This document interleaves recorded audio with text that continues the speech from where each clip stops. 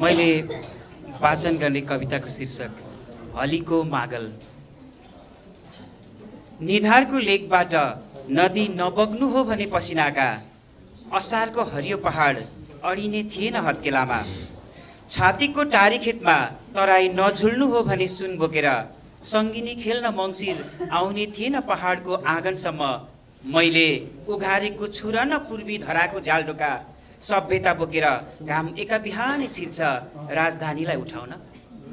यो शिरको टोपीभरि खिपिएका छन् कर्खा, भारत, चैत्र सबाई। हल गोरुले बुझेका छन् श्रीकृष्णको धमारी र लोखाडी मष्टको चैत। मेरा खेतका गराभरि छन् सोरठीको मिथ र घाटुनाटको चित्र। मेरो पौरखमा वेद व्यास पनि फेल हुन्छन्, कृष्ण दैपानहरूलाई मैले गाइदिएको छु सुसेलीमा। यो शरीरभरि कटकटिएको माटोमा भेट्नु भएन तपाईँले एक भूगोल मागल। ओठभरि दाई गीत छ, आँखा नै त हुन् सुनको खलो।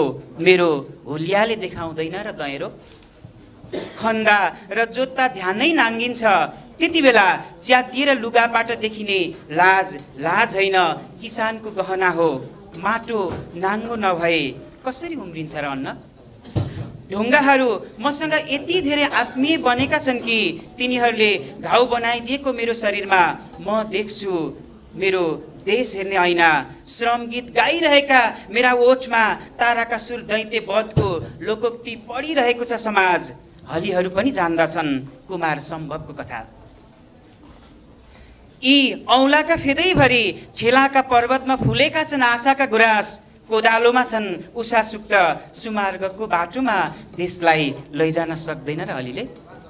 आबाद माटोसँग सहवास गरेर धरतीलाई मातृत्वको बोध गराउने हलीलाई मान्छेहरू किन गर्छन् उपहास?